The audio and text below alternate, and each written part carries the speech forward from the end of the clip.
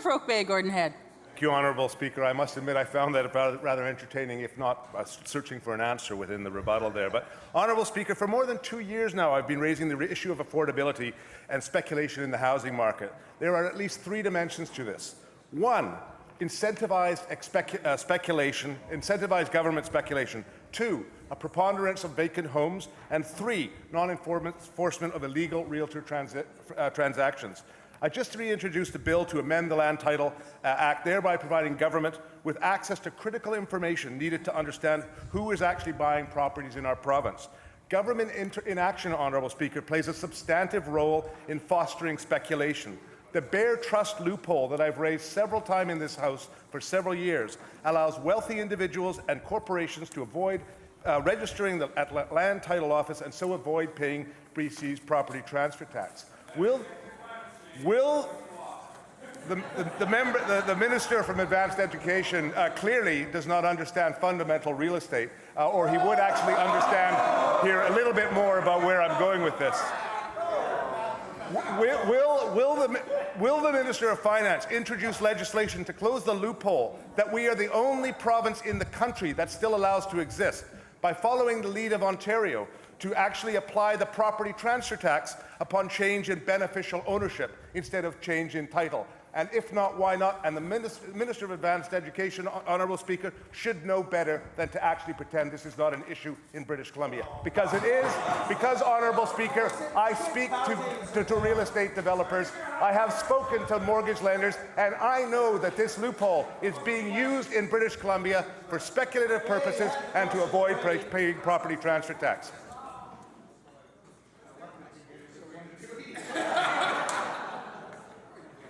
Minister of Finance.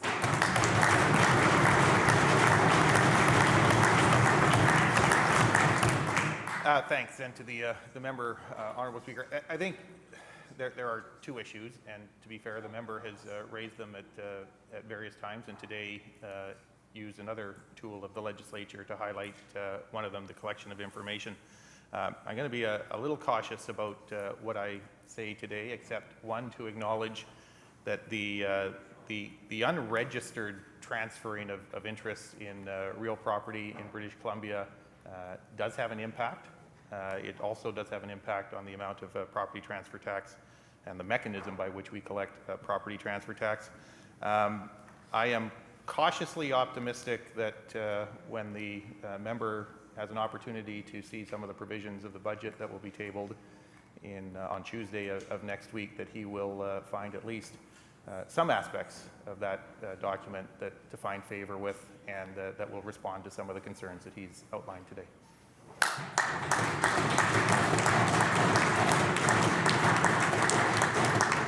Okay, Gordon Head on a supplemental. Well, thank you, Honourable Speaker. I hope on that day when I see that, the Honourable Minister of Advanced Education will eat some humble pie.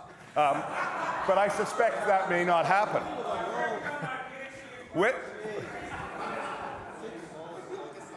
Honourable Speaker, I have to respond. The Minister suggests I have a PhD in climate change. I don't. I have a PhD in applied mathematics. And this points to the fact that the members opposite clearly are not able to get their facts right on so many issues.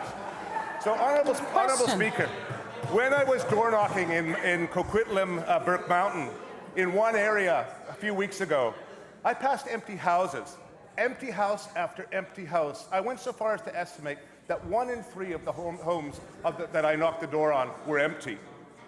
Houses, townhouses, and condos that remain empty are driving up the price of real estate, making housing less and less affordable for far too many British Columbians.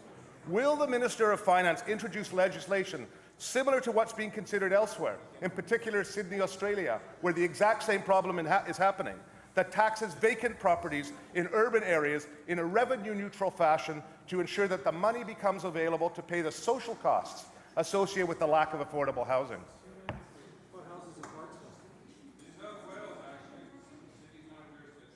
Minister of Finance.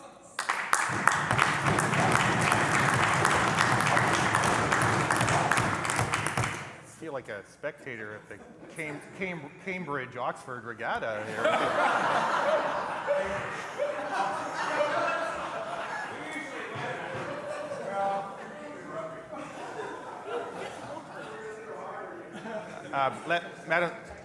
Madam Speaker, let me say this. I will say candidly, I'm not entirely drawn to the specific example that the member cites with respect to the Australian jurisdiction.